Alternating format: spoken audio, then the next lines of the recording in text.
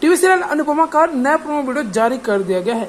वही सीरियल की कहानी में लीक के बाद काफी कुछ बदल चुका है। सीरियल के दो बड़े किरदार की छुट्टी हो चुकी है। जहां अनुज कापड़िया और वनराज शाह के चले जाने के बाद अब अनुपमा सीरियल में काफी कुछ नया जुड़ रहा है। कई नए किरदार और बिल्कुल नई कहानी है।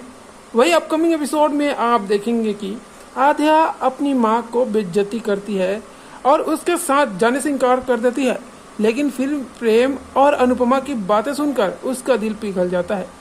अनुपमा जब अपनी बेटी को पूरी बात समझाती है और कहती है कि अब उसके पास सिर्फ वही बची है। वह बताती है कि उसने अनुज को खो दिया है और अब अपनी बेटी को नहीं खोना चाहती है।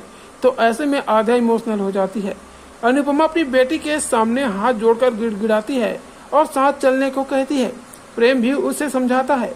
अनुपमा कहती है कि शायद कान्हा जी ने ही उसे यहाँ भेजा है ताकि वो अपनी बेटी को पा सके। वही ये सुनकर आध्या सोचने लगती है कि क्या उसे अपनी माँ के साथ वापस चलना चाहिए या नहीं। वही नए प्रो वीडियो में दिखाया गया है कि आध्या पहले अपनी माँ के बारे में सोचती है, लेकिन फिर वह आश्रम के बारे में सोचने लगती है जहाँ उसने इतना वक्त बिताया। आध्या सोचती है कि जिस आश्रम ने उसे इतने वक्त तक सहारा दिया, अगर वो चली गई तो यह आश्रम उजड़ जाएगा। रही सोचने लगती है कि कैसे उसके जाने पर आश्रम के बर्तन और सारा सामान बाहर फेंक दिया गया था और बच्चों को सड़क पर आना पड़ेगा।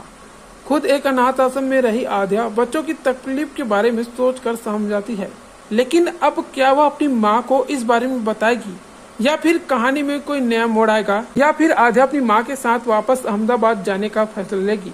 ये तो कहानी में आने पर ही पता चलेगा। लेकिन ऐसे बहुत सारे सवाल है जिनके जवाब अभी भी फैंस को मिलने बाकी है।